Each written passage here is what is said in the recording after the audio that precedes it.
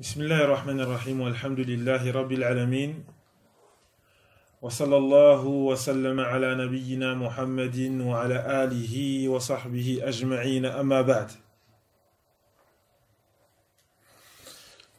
Je n'ai pas fait d'annonce particulière aujourd'hui. Lam nakum bi i'lan khas, on n'a pas fait d'annonce. Mais beaucoup se doutent du sujet qu'on va aborder ce soir. Inch'Allah ta'ala. J'ai reçu des messages, est-ce qu'on va parler de Noël, est-ce qu'on va parler de Noël, est-ce qu'on va parler de Noël. Et donc les frères, effectivement, 25 décembre, alors qu'on est en plein dans la série où on aborde le sujet de la religion chrétienne, on ne peut pas ne pas aborder le sujet de Noël, c'est pas possible. Et donc aujourd'hui, on va parler donc de cette fête, la fête de Noël. Beaucoup de personnes parlent de cette fête, la fête de Noël, ceux qui remettent en cause cette fête. Ils disent qu'à la base, ce n'est pas une fête chrétienne. À la base, la fête de Noël n'est pas une fête chrétienne. C'est une fête païenne. Ils disent que ce sont les Romains qui faisaient une fête à ce moment-là pour leur divinité.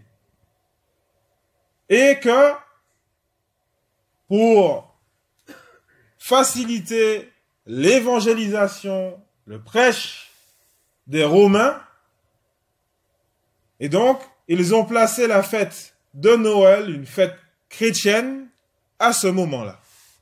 Au même moment que la fête polythéiste, la fête des païens, pour faciliter les païens à accepter la religion chrétienne. Voilà une explication citée par les historiens concernant le sujet de la fête de Noël.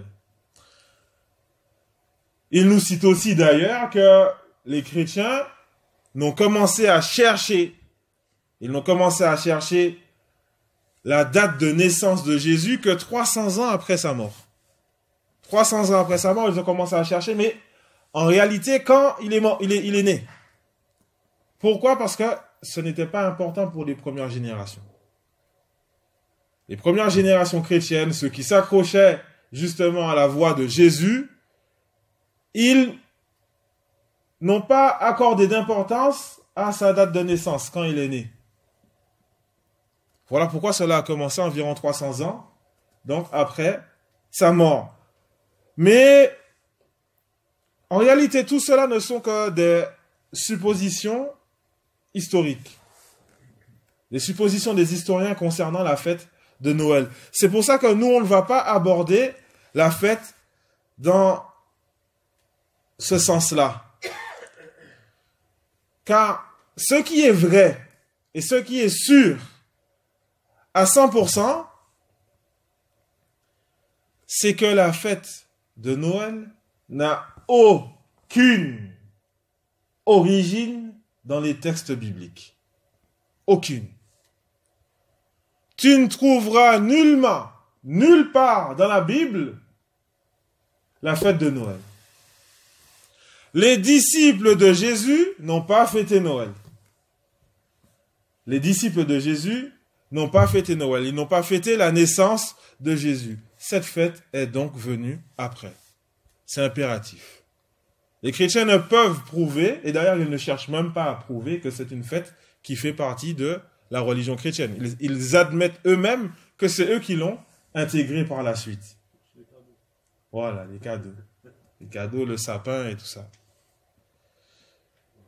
Et donc, nous, on ne va pas aborder ce sujet dans ce sens-là, du côté où le fait que cette fête, elle a été innovée, etc. Tout ça, si vous voulez, vous le trouvez même dans les journaux. Tout ça, vous le trouvez dans les journaux. Nous, on va continuer dans notre lancée. Jusqu'à présent, on faisait quoi? On prenait les textes bibliques et on montrait les contradictions qu'il y avait dans les textes bibliques et on montrait donc que cette parole, la Bible, n'est pas la parole de Dieu, vu les contradictions et les erreurs. on va continuer dans le même sujet avec Noël. Dans la même lancée avec Noël. Pourquoi? Noël, c'est la fête de quoi en réalité? Ils disent Noël, c'est la fête de quoi? La naissance de Jésus, ils nous disent. Ok? Et donc, on va regarder la naissance de Jésus dans la Bible. La naissance de Jésus dans la Bible. Et alhamdulillah, on a déjà parlé de la généalogie de Jésus. Les deux généalogies de Jésus citées dans la Bible, qui sont contradictoires les unes des autres. Et on ne va pas donc avoir besoin ce soir de répéter ce qui a déjà été dit. Mais nous allons voir dans l'évangile de Luc. Luc fait allusion à un grand recensement au moment de la naissance de Jésus. Un grand recensement dans l'Empire. La Judée. Où il fut obligatoire à chacun d'aller s'inscrire dans la ville de naissance, dans la ville natale de ses ancêtres. Obligatoire à chacun d'aller s'inscrire pour un recensement dans la ville natale de ses ancêtres.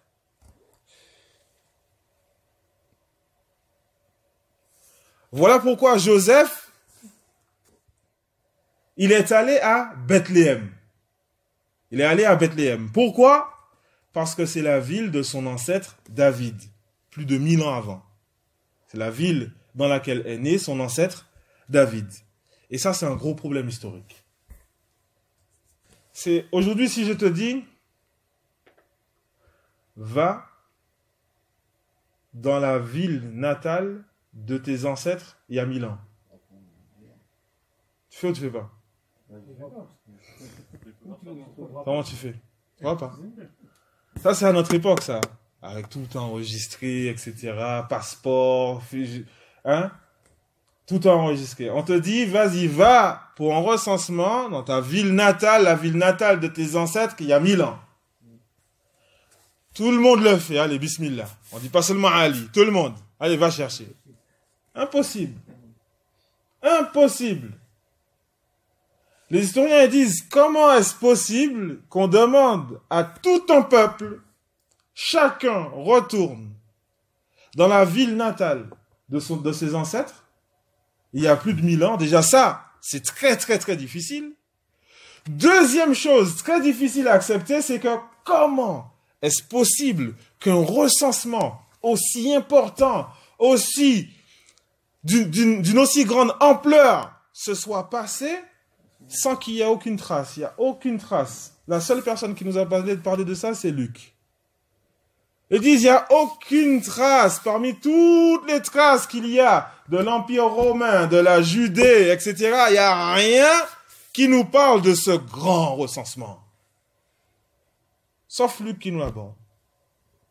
Et même dans la Bible, les apôtres, les autres disciples, les évangiles ne citent pas ce grand recensement. Un grand recensement comme ça, même à notre époque. Si ça arrive, tout le monde sera choqué. Comment on fait? Ça, c'est un événement historique qui ne doit pas être oublié. C'est pas possible. Comment se fait-il que le seul qui le cite, c'est Luc? C'est Luc. Et donc, ils nous disent que Jésus, il est né à ce moment-là. Il est né donc durant cette période-là. Et il y a un autre problème. Il y a un autre problème, une autre zone d'ombre, toujours par rapport à Luc. Toujours par rapport à Luc. Et donc, c'est que les évangiles soutiennent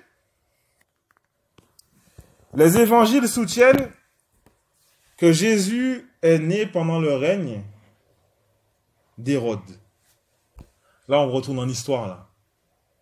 Les évangiles soutiennent que Jésus est né à l'époque d'Hérode. C'est-à-dire que c'était Hérode, le roi de Judée, qui était le gouverneur. Mais le problème, c'est que Luc, encore une fois, Luc, il affirme qu'Iranius, qui était un général romain, il était gouverneur de la Syrie à ce même moment. Et donc, les évangiles, les textes de la Bible nous montrent que Jésus est né pendant le règne d'Hérode, le roi d'Hérode, ils disent Hérode le Grand.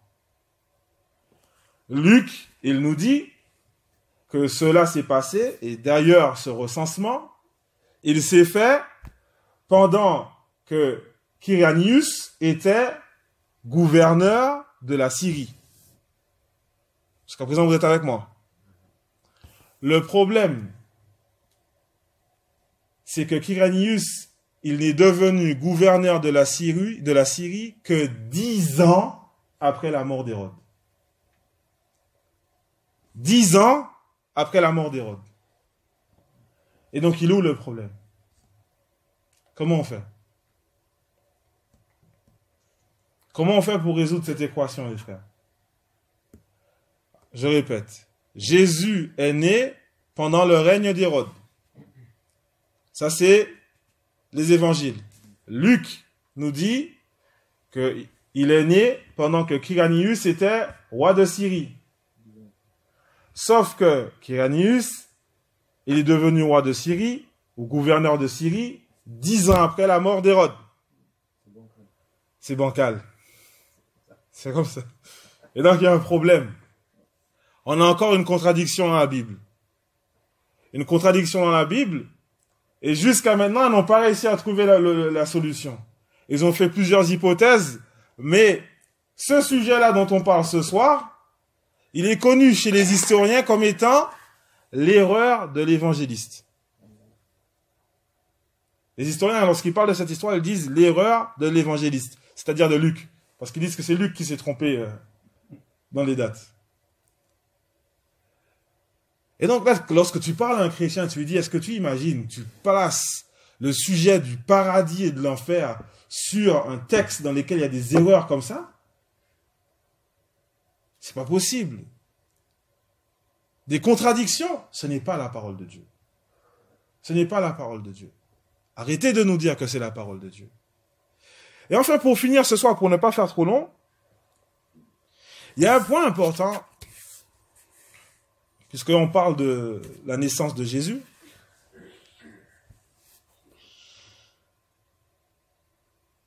C'est que on peut trouver dans les psaumes, on trouve dans les psaumes un sujet lié à la naissance de Jésus. Un sujet, je dis bien, lié à la naissance de Jésus. La naissance de Jésus, la fête de Noël, pourquoi c'est important pour les chrétiens? Parce qu'ils te disent, c'est le jour de la naissance de Jésus, le jour de la naissance du Fils de Dieu, le jour durant lequel Dieu a engendré son Fils. C'est ce qu'ils nous disent, ça? C'est pas ce qu'on dit. Ça, c'est ce qu'eux, ils disent. D'accord? Tu dis, ok, où est-ce que vous avez pris ça? Le fait qu'il est le Fils de Dieu, il a engendré son Fils. On va regarder ce sujet, la fête de Noël. Machallah. On regarde ça. Dans les psaumes, il a écrit, et là je cite ce qu'il a écrit, c'est pas ma parole, il a écrit